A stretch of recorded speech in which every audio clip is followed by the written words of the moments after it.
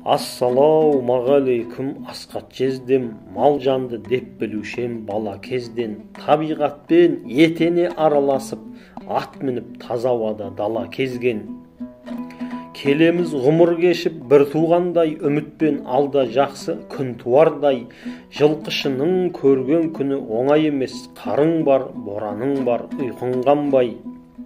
Байсалды шымыр жігіт асқат жездем, сабырлы ер екенін ішім сезген, бойында жігітке тән бар өнер, ақының жеткізе алмас оны сөзбен.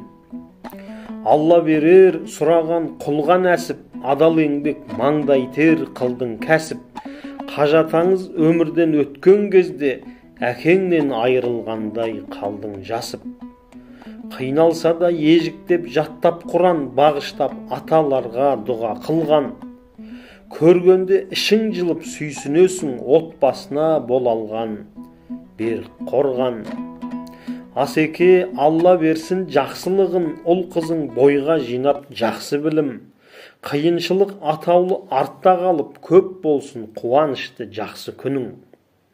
Жанарым әпке тайым аман болсын, елімде бейбітшілік заман болсын. Аналар ортамызда сау саламат, бірлік пен берекеге ордаң толсын.